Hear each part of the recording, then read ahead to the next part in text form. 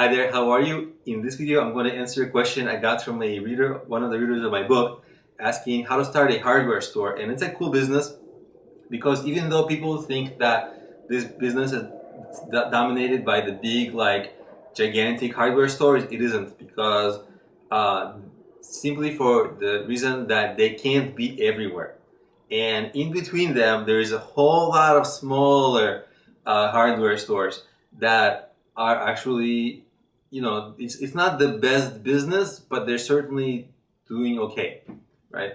And it really depends on the DIY market, right? The do-it-yourselfers, they're a big part of this industry. That is declining. The DIY market is typically, I think it's a declining market, but certainly, if there's construction jobs or kind of like just general maintenance or contracting work going on, people don't want to travel like 10 or 15 miles to a big hardware store. They'd rather find a hardware store nearby, and that's where you'll make the money from people in the neighborhood, and kind of small construction things in the neighborhood if you open a store like that. One of the challenges is the costs, right? Because you don't just have to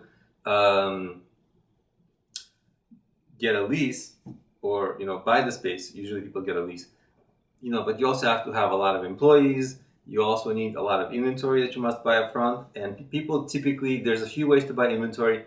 Small mom and pop stores, hardware stores, they typically buy inventory from wholesalers. There's other kind of places you can get them, but for the most part, people buy it from wholesalers. Sometimes you can go directly and buy stuff from the manufacturer, but for mom and pop stuff, typically they buy from wholesalers. But then again, so the challenge with this is the money to start it, right? Because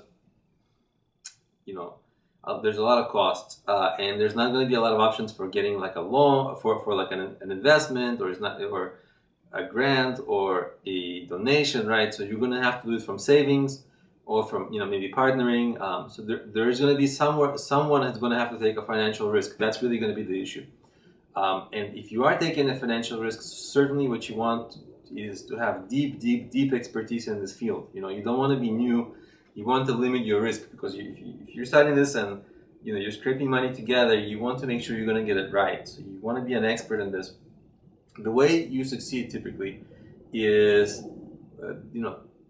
customer service, right? Because people must know that your store will help them. Either you'll have the part that they need, or you'll quickly be able to get them the part, or you'll be able to make good suggestions that maybe clerks in a gigantic hardware store won't be as good, right? Because they are usually knowledgeable, actually, but it has to be like your life, right? You have to be really knowledgeable about this stuff, and then you'll be able to help people, and then once you help people really well, they'll come back to you, and then you'll sort of grow a presence in your neighborhood. Like, you'll be the hardware store in a neighborhood, and that's actually how you're going to make a living long term. Now, for this kind of a business, it's for many people, they never need this kind of a business until they need it, right? Until, oh, I need this part, I need this, that. And what do? They search Google quickly. Where's a hardware store?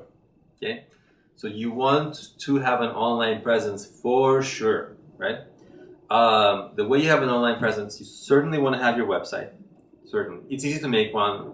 WordPress now makes it easy to make a website. You can make one within a day or two, because you don't need a complicated website. You just need a basic one that will have the potential to rank in Google for searches like convenience store in some area, right? And then, of course, you want to be present on other platforms like Yelp, Red Beacon, Thumbtack.com, things like that, because they're all local business sites, right? They all help people find local services.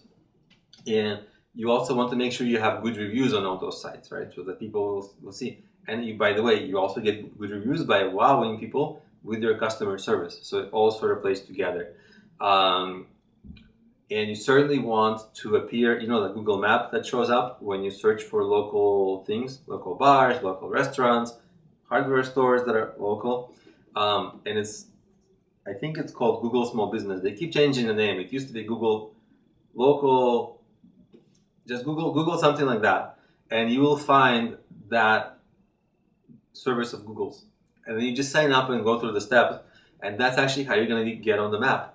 It takes a little bit of time to get into their system and to actually start showing up on the map. But once you're on the map, guess what? The map is usually one of the first things that appears in Google, right? So especially if you're one of the few hardware stores in a neighborhood, so within a radius of a few miles, and you're on that map, guess what? Your phone number is like right there that people will call you, right?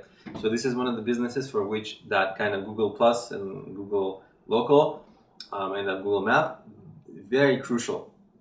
So with your website, with the Google Map, and with Yelp, and with services like Yelp, you'll be very, very findable on the web, and you'll get a lot of people coming to your store that way. So that's actually how you kind of open a hardware store, and that's how you run it and grow it and get customers and make it a success eventually.